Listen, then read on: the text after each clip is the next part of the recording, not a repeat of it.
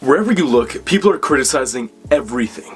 Food, movies, architecture, your YouTube videos. Wherever you go, someone always has an opinion about whatever. If it exists, someone has an opinion on it. When someone is criticizing us, usually in the heat of the moment, many of us react with defensiveness or anger, or even worse, attack the person giving us the feedback. But the truth is, we just need to get over it. We know there's value in constructive criticism. Both personal and professional success depend on it, being able to take criticism in stride. The ability to hear and truly listen to what people are saying and their opinions, even while negative, improves relationships, academic performance, and even negotiating abilities. Plus, if you can learn to put aside your ego, even under harsh criticism, you'll have a powerful asset to propel you through life. Now, there are 3 important requirements for negative criticism to be constructive. The first is compassionate. People should give criticism in a way that indicates care for the recipient, and it should come from someone the recipient respects. It's specific. Criticism should target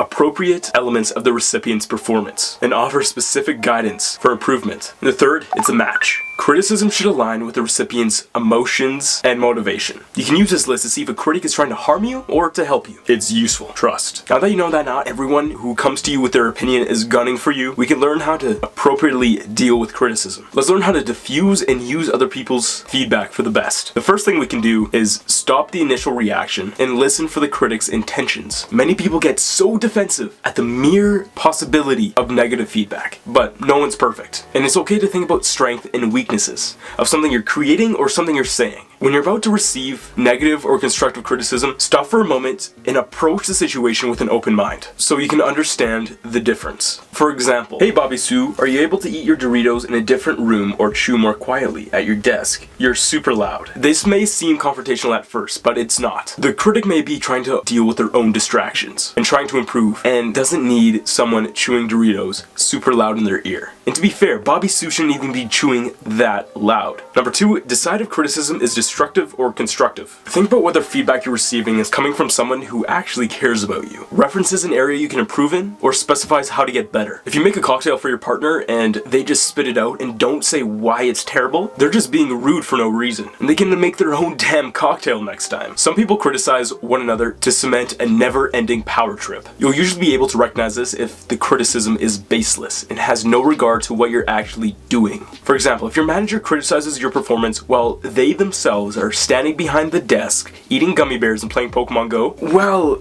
you probably shouldn't really listen to that, because that guy's a In both examples, the criticism was destructive and doesn't get to the core of the problem. The critics didn't have your best intention in mind and just wanted to be judge, jury, and executioner. Now, another thing you should do is thank those who offered you constructive criticism. People who provide you with actually helpful feedback want you to achieve your goals. Even if it hurts you to hear what you did wrong, what you screwed up, remember their intentions and thank the person, because they're being an ally to you. Thanking them is as much for your peace of mind as it is for theirs. Now, avoid exploding in the face of criticism. Oh my god, I cannot tell you how many times when I get a YouTube comment, I'm ready to type, "You don't know better, whatever, you suck." But I remember this quote that Seneca said, which describes anger as a falling rock which breaks itself to pieces upon the very thing it crushes. Even if the criticism is mean-spirited, you'll regret giving into your anger and saying something deliberately mean in response. However, that doesn't mean rolling over and taking someone.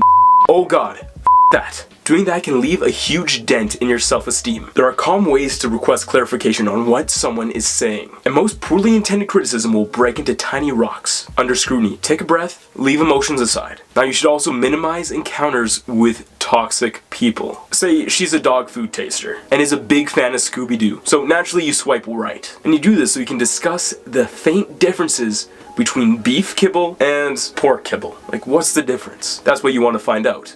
And how Scooby-Doo 2 is better than Scooby-Doo 3. You're on the date, and then she starts providing unwarranted criticism on how awful your music taste is, for no reason. So into Tinder purgatory she goes. And there's no reason why you shouldn't apply this rule of Tinder to real life. It's sad but true. Some folks thrive on tearing other people down. They get off to it. If you notice a pattern of negative criticism coming from a certain person all the time, take note. It may be time to cut them off, even if they're the people closest to you. Standing your ground against these people is vital for building self-identity and developing flexibility. You'll find it hard to show grace to the well-purposed criticisms when you're letting wicked intentions walk all over you. Flushing toxic people from your life can serve as a deep cleanse for your soul. Now, make plans to actually act on criticism. If someone has given you feedback with a genuine comment on how you can improve, and you're dead keen on doing so, act on it. For example, say you're boxing at a party with 2 drunk friends, and someone yells, "Lift your hands up fully," so you don't get punched in the face and knocked out and look like a complete buffoon. Avoiding any action due to your ego getting in the way will result to you getting punched in the face. To avoid being punched in the face and crying, you're going to have to work on taking criticism to heart, and as soon as you can take action on them, do so. You'll see huge improvements in your life. Silencing the critics.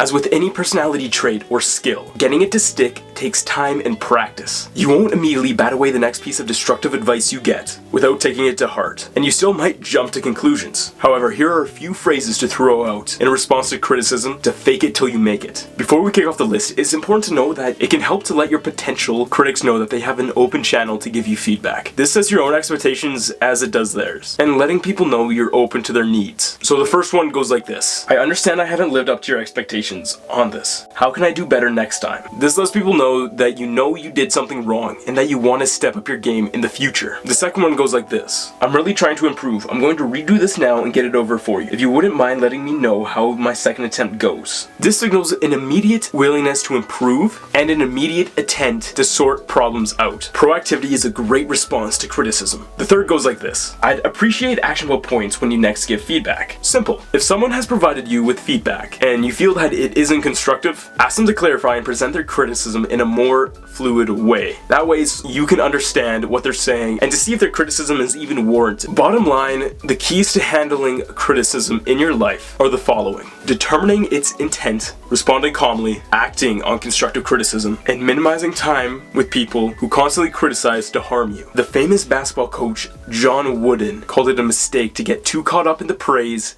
and too caught up in the negative details. If you learn how to handle and apply filters to all sorts of criticism, you'll live a happier life and get closer to your goals. Continuing with another basketball analogy, it's also worth bearing in mind that the late Kobe Bryant holds the record for the most missed shots in NBA history. Getting it wrong is absolutely fine, and a willingness to accept what you did and learn from your mistakes is what separates regular people from the greats. Remember, if you have no critics, you won't have any success. And that's what I always keep in mind when people leave negative comments on my YouTube channel. So if you guys enjoyed that video, make sure you smash that like button, like completely obliterate that son of a I'm open to constructive criticism. So leave in the comments what I did wrong, what I could improve. And if you're really feeling like it, you can go ahead and subscribe. Don't worry, you've been watching me for a long time, you kind of have a little crush on me. It's okay, I get it. I'll leave a link in the description to do so. That'll do it for me. Phil Potts, out. Oh, and don't take anyone. That's it. Bye.